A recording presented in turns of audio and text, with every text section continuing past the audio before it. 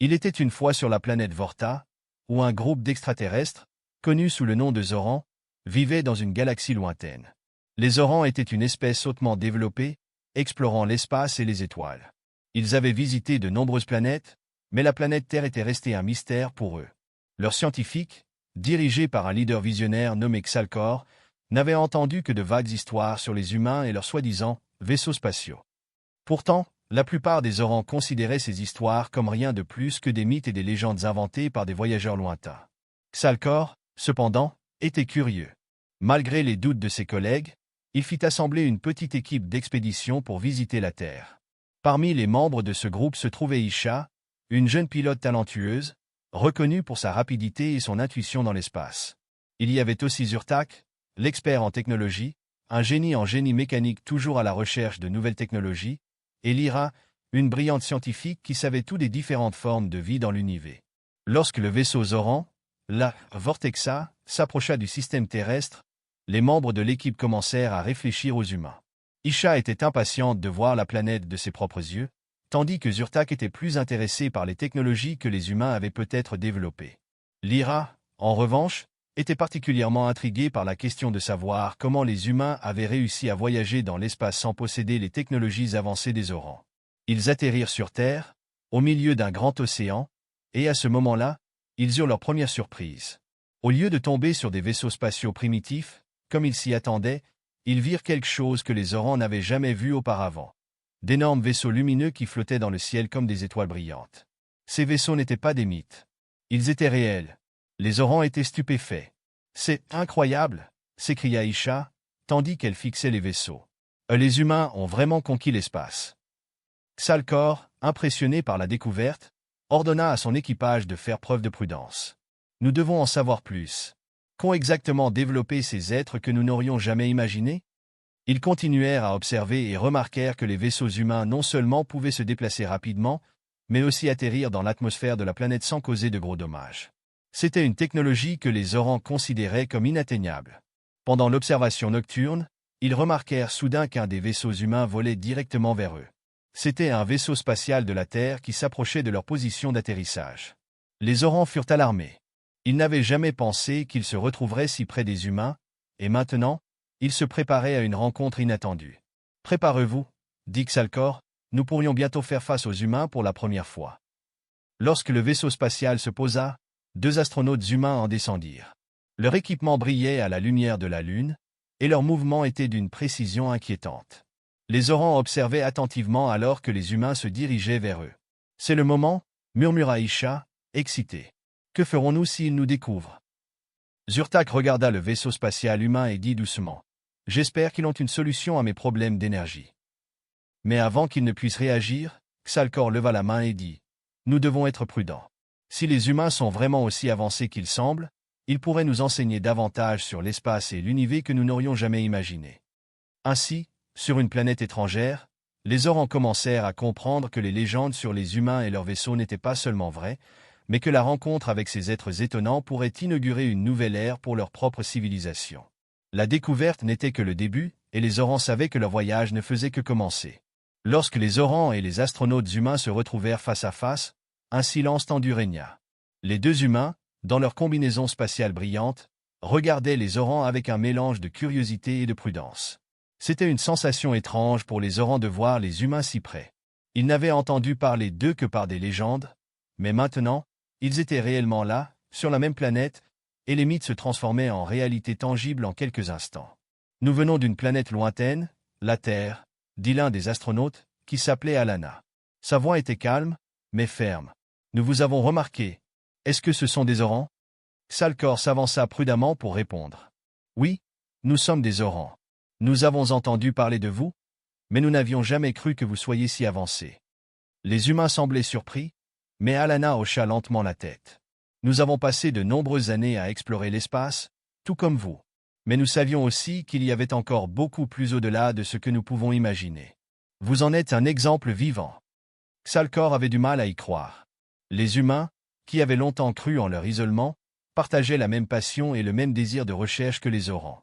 Cette prise de conscience fit disparaître ses doutes à propos des humains et il se sentit conforté dans sa propre mission. Nous sommes venus pour en apprendre davantage sur vous et voir comment nous pourrions collaborer, dit Xalcor finalement. Nous croyons qu'il y a beaucoup à découvrir dans cette galaxie qui pourrait enrichir nos deux civilisations. Lyra, toujours curieuse, s'avança vers les astronautes et parla à Alana. Qu'avez-vous exactement dans votre vaisseau? Quelle technologie utilisez-vous pour voyager aussi loin? Alana réfléchit un instant avant de répondre. Nos vaisseaux utilisent une technologie de propulsion nouvellement développée, basée sur l'énergie quantique. Nous sommes encore en train de l'améliorer, mais elle nous a permis de voyager de la Terre jusqu'aux recoins les plus éloignés de l'univers. Zurtak, qui écoutait en silence, brilla d'excitation. L'énergie quantique. Cela pourrait être la solution à bon nombre de nos problèmes énergétiques. Mais avant que Zurtak ne puisse en dire plus, Alana donna un signe, et un autre astronaute apparut à l'arrière de leur vaisseau, portant un équipement étrange, jamais vu auparavant. Voici Ethan, dit Alana. C'est notre ingénieur, et il travaille sur une technologie qui pourrait pénétrer l'espace d'une manière totalement nouvelle. Peut-être que cela pourrait aussi vous intéresser. Ethan, un homme au visage sérieux, tenait un appareil dans les mains qui brillait légèrement dans l'obscurité. Il s'agit d'un générateur de moteur à courbure. Il peut courber l'espace et ainsi parcourir d'énormes distances presque instantanément. Nous pensons que c'est la clé du voyage intergalactique. Les Zorans étaient fascinés.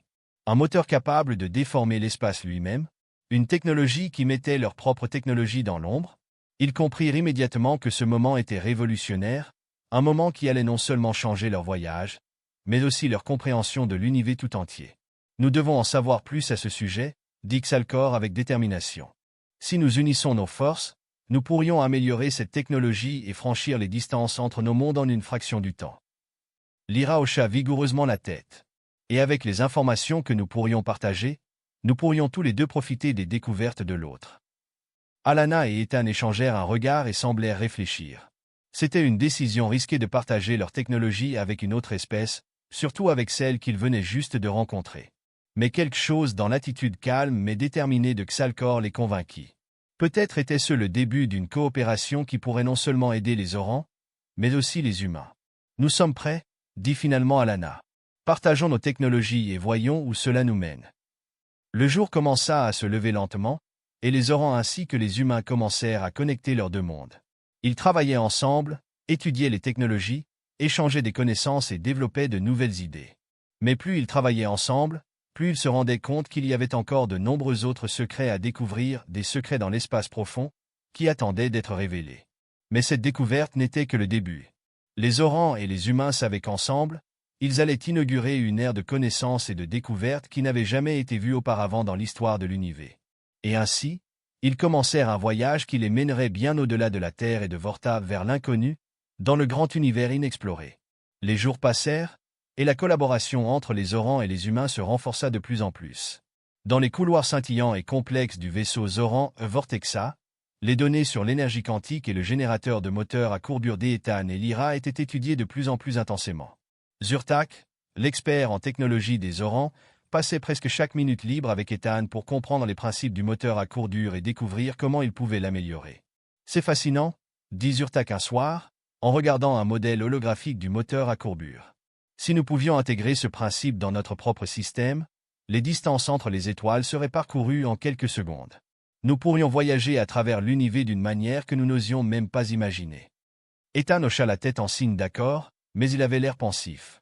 Il y a encore beaucoup d'inconnus. Si nous ajustons trop vite le système, il pourrait devenir instable. L'espace lui-même pourrait se tordre et entraîner des conséquences imprévisibles. Nous devons être prudents. Vous, les humains, êtes prudents, dit Isha avec un sourire en entrant dans la pièce. Mais cela ne nous dérange pas, à nous les Zorans. Nous préférons prendre des risques, surtout lorsqu'il s'agit de progrès. Et c'est exactement la raison pour laquelle nous devons travailler ensemble, ajouta Xalcor.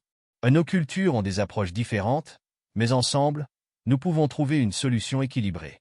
Le défi consiste à utiliser nos différences pour tirer le meilleur des deux mondes. Les Zorans commencèrent à partager leurs méthodes de recherche et de développement avec les humains. Tandis que les Zorans se concentraient davantage sur des expériences et des ajustements rapides, les humains apportaient leur approche à long terme, tests prudents, mesures précises et analyses approfondies. Les deux parties apprirent l'une de l'autre et réalisèrent à quel point elles se complétaient. Au cours des semaines suivantes, les premiers essais d'intégration du moteur à courbure dans un vrai vaisseau Zoran commencèrent. Xalcor, Isha et Alana supervisaient les premiers tests depuis un centre de commandement spécial.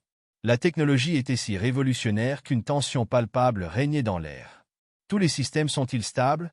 demanda Alana, fixant ses écrans. « Tout semble en ordre », répondit Isha, ses doigts dansant sur la console. « Nous sommes prêts pour le premier saut. »« Bien », dit Xalcor, toujours en consultation avec les conseillers humains et Zoran. « Préparez-vous.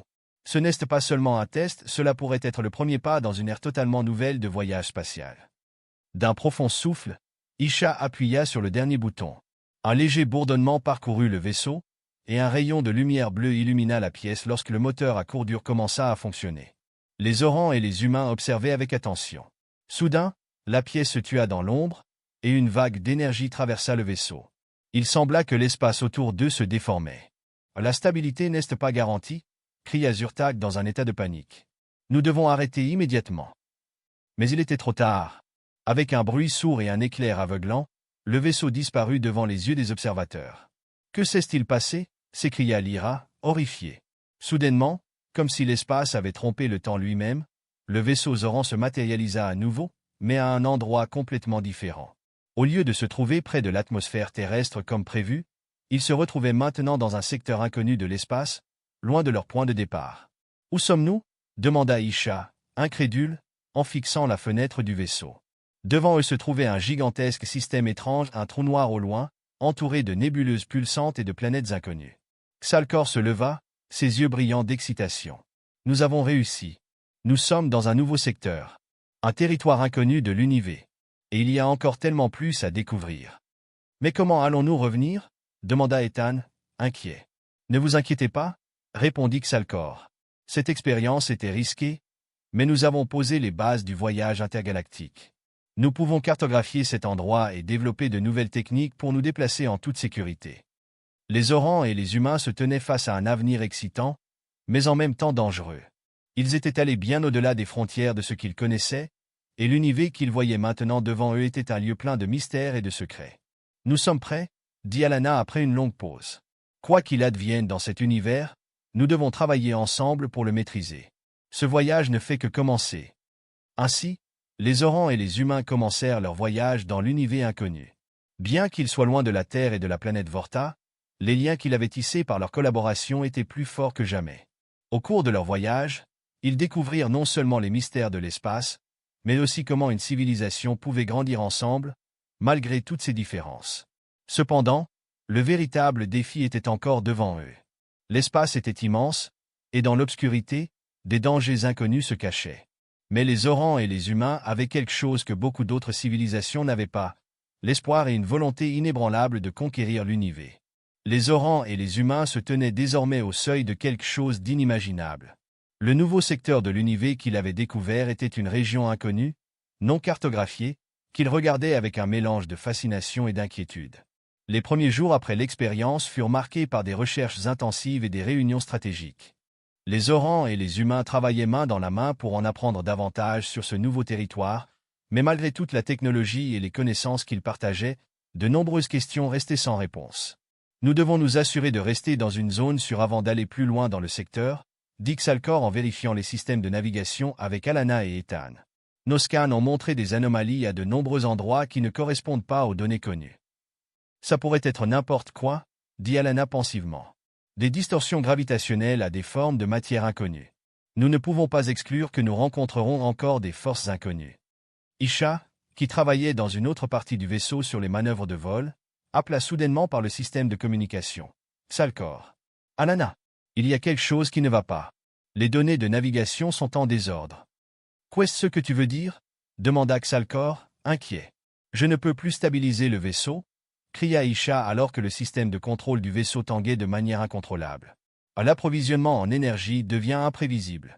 Quelque chose nous attire. » L'équipage se précipita vers la salle de commande. Là, ils trouvèrent le vaisseau en train de suivre une trajectoire erratique, apparemment influencée par une force invisible et puissante. « Ça doit être un champ gravitationnel invisible, » dit Zurtak, qui était également venu en aide. « Quelque chose à effet imprévisible. Peut-être une autre forme de matière ou un trou noir à proximité. »« Mais comment n'avons-nous pas remarqué cela ?» demanda Lyra en parcourant plusieurs scans. « C'est tellement puissant que même nos capteurs avancés n'y ont pas échappé. » Je ne peux pas stabiliser la source d'énergie, dit Isha désespéré. Nous sommes pris dans un tourbillon de forces incontrôlables. Soudainement, en plein milieu de l'agitation, l'espace autour d'eux se déforma.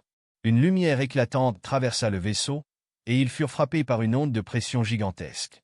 C'était comme si le temps lui-même avait cessé d'exister. Lorsque la lumière disparut, ils se retrouvèrent dans une nouvelle partie du secteur. Mais ce n'était pas une zone ordinaire de l'espace. Les étoiles brillaient dans des couleurs étranges, et l'espace semblait anormalement calme. Devant eux se dressait une structure gigantesque, un ancien bâtiment flottant dans le vide. Il était immense, bien plus grand que n'importe quel vaisseau spatial qu'il avait jamais vu, et possédait une forme géométrique, presque étrangement parfaite. C'était comme s'il venait d'une autre dimension. « Qu'est-ce que c'est » murmura Alana en apercevant l'immense édifice. « C'est une technologie inconnue » dit Xalcor en tentant de scanner l'objet avec ses appareils. C'est comme si cet objet ne modifiait pas seulement l'espace, mais aussi le temps lui-même. Lyra et Zurtak travaillaient rapidement pour analyser la structure. Il n'y a aucun signe de forme de vie organique. Mais cela ne signifie pas qu'il soit inhabité. Nous devons être prudents. Cela pourrait être un piège, dit Isha d'un ton méfiant en fixant l'énorme construction. Mais nous devons l'examiner. Si cette technologie est plus ancienne que tout ce que nous connaissons, alors elle pourrait être la clé de tout. Xalcor acquiesça. Nous procéderons prudemment. Il se pourrait que ce bâtiment renferme des indices sur le passé de ce secteur. Peut-être qu'il nous donnera des réponses sur les anomalies et les dangers que nous avons rencontrés. Ils s'approchèrent lentement de la structure, chaque pas accompagné d'une nervosité croissante. Lorsqu'ils atteignirent la surface de l'immense objet, ils découvrirent une entrée, une sorte de portail menant à l'intérieur de la structure. C'était comme si la porte s'ouvrait sur une autre dimension. « J'ai un mauvais pressentiment à propos de ça », murmura Zurtak, qui avait toujours été préoccupé par la sécurité et la structure. Mais Xalcor, poussé par sa curiosité insatiable, avança. « C'est peut-être le moment que nous attendions. Nous n'avons pas de temps à perdre. » Le groupe entra dans le portail, et ce qu'ils virent dépassa tout ce qu'il aurait pu imaginer. À l'intérieur, la structure était un labyrinthe gigantesque et déformé de lumière et d'ombre, de niveaux et de couches reliées par des angles inconcevables. Le labyrinthe semblait se modifier sans cesse, comme s'il était vivant. « Ce n'est pas seulement une technologie, » dit Alana d'une voix basse. « C'est comme un être vivant. » Soudainement, un rayon de lumière illumina la pièce et une voix, à la fois familière et étrangère, résonna à travers les couloirs. « Bienvenue, voyageurs. Vous êtes les premiers depuis des éons à avoir trouvé le chemin jusqu'à nous. »« Qui parle » demanda Xalcor en scrutant son environnement. « Qui êtes-vous » ? « Nous sommes les gardiens du savoir » répondit la voix d'un ton apaisant mais profond. « Vous êtes venus parce que le chemin de l'univers s'est ouvert devant vous. Vous avez franchi la limite. Mais chaque pas sur ce chemin requiert des décisions qui affecteront l'équilibre de toute la galaxie. » Les Orans et les humains restèrent figés, comme pétrifiés. Ils n'avaient aucune idée de ce qui les attendait, mais ils savaient une chose avec certitude. Ils étaient arrivés à un tournant, une frontière qui changerait non seulement leur avenir, mais aussi celui de tout l'univers. « Que devons-nous faire » demanda Alana, sa voix ferme. « Trouver la vérité est le premier pas, » répondit la voix, et le labyrinthe autour d'eux commença à se transformer à une vitesse vertigineuse. Mais chaque vérité a son prix. Ainsi commencèrent-ils un voyage qui les conduirait au plus profond secret de l'univers. Mais ils savaient qu'ils ne tenaient pas seulement le destin de leur propre civilisation entre leurs mains, mais aussi celui de tous les êtres de l'univers. Les Orans et les humains se tenaient dans le labyrinthe, les mots de la voix mystérieuse résonnant dans leur tête.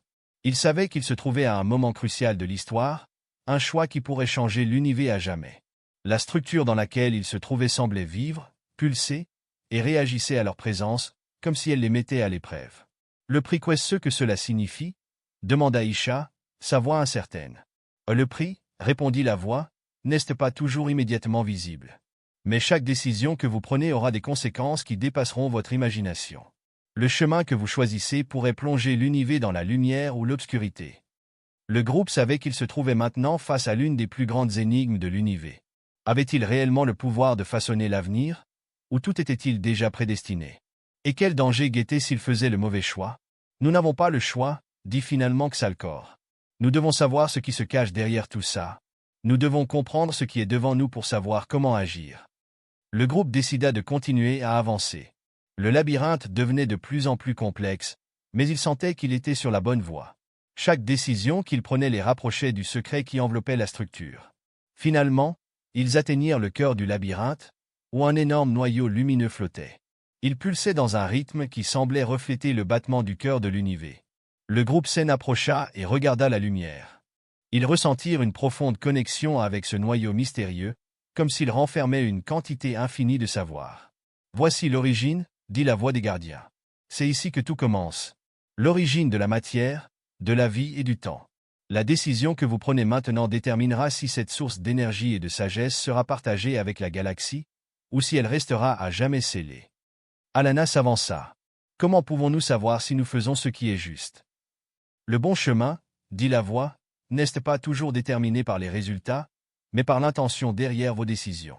Si vous agissez avec sagesse et responsabilité, l'univers vous soutiendra. Sinon, le groupe savait que c'était l'épreuve décisive. Ils n'étaient pas seulement des découvreurs et des chercheurs, mais aussi les gardiens d'un savoir incommensurable qui pouvait maintenir l'équilibre de l'univers. Ils réfléchirent longtemps et profondément. « Nous devons le partager, dit finalement Alana, sa voix déterminée. Le savoir, il ne doit pas être gardé pour soi.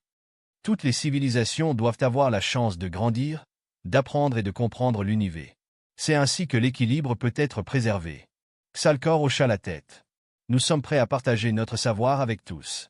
Le progrès ne peut pas être entre les mains d'une seule espèce. » Or le groupe s'approcha du noyau. Lorsqu'ils tendirent les mains pour toucher la lumière, une vague d'énergie traversa la pièce.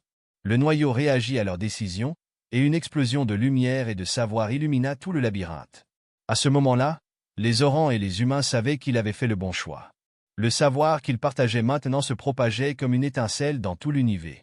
Chaque civilisation capable de recevoir cette énergie serait enrichie du savoir dont elle avait besoin pour survivre et prospérer. Cependant, cette décision avait aussi des conséquences. La structure commença lentement à se dissoudre, comme si elle avait accompli sa mission. Elle ne disparut pas, mais se retira dans une autre dimension, prête pour les prochains voyageurs ayant le courage de trouver le chemin. « Nous l'avons fait, dit Xalcor doucement. L'univers va changer, ajouta Alana. Mais nous ne pouvons qu'espérer que les civilisations qui reçoivent ce savoir seront assez sages pour l'utiliser de manière responsable. » Les Orans et les humains quittèrent la structure, et lorsqu'ils retournèrent à leur vaisseau spatial, ils contemplaient les vastes étendues infinies de l'univers. Ils savaient que leur voyage ne faisait que commencer. L'univers était un mystère sans fin, et ils n'en avaient décrypté qu'une infime partie. Cependant, leur décision de partager le savoir marquerait l'avenir. Et ainsi, les Orans et les humains poursuivirent leur voyage, non seulement en tant que découvreurs, mais en tant que gardiens d'une nouvelle ère de coopération et de savoir. Ils avaient fait le premier pas vers une nouvelle ère de compréhension intergalactique, et il leur revenait de s'assurer que ce qu'ils avaient découvert serait utilisé pour le bien de toutes les civilisations. L'univers était désormais sur un nouveau cap, et le voyage était loin d'être terminé.